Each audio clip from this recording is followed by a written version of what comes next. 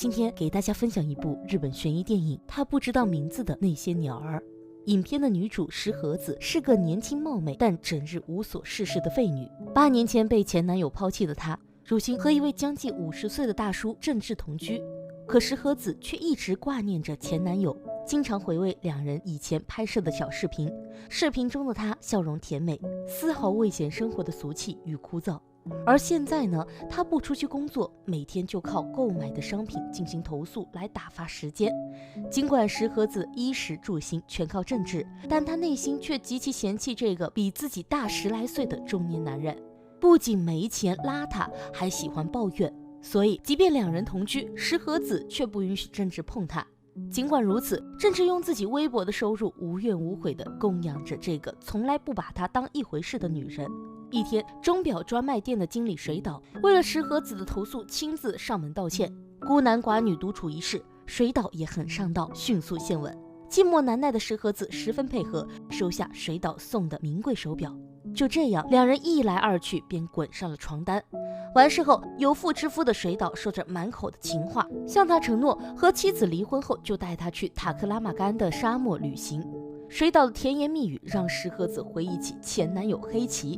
曾几何时，黑崎也曾对她许下结婚的诺言。抑制不住对前男友的思念，石和子拿出手机拨通了对方的电话，但又退缩而立即挂掉。可没想到，一位警察找上门，声称黑崎已失踪整整5年。为了弄清真相，石和子来到黑崎家中询问，可黑崎妻子却怀疑丈夫不是失踪，而是被人谋杀。这时，黑崎的伯父回到家里，只见老头一脸回味，对他说：“忘不了他的味道。”这一场景把石和子吓得瑟瑟发抖，并让他想起8年前不堪回首的往事。原来这个老头以前是黑崎的债主，黑崎为了还债，不仅把石和子送上了这个老头的床，还在利用完他之后马上甩了他，就为和老头的侄女结婚。石和子忍无可忍，表示要揭发他。谁知黑崎不但不顾往日情面，还当街暴打了石和子一顿，他的鼻梁和肋骨被打断，当场不省人事。之后不久，石和子就碰见了郑志。那时候的郑志还是一个小建筑公司的社长，他对缠着绷带的石和子一见钟情。为了和石和子在一起，郑志卖掉了自己的公司，买了一间公寓与他同吃同住。即便石和子对前男友念念不忘，郑志也对他百依百顺，不离不弃，声称为了他什么都愿意做。随着更多的记忆被揭开，石和子突然意识到，杀死前男友的人很可能是郑志，因为他想起以前曾经撞见过郑志在卫生间清洗带血的衣物，而且就在他和水岛约会时，郑志也不止一次的跟踪过自己。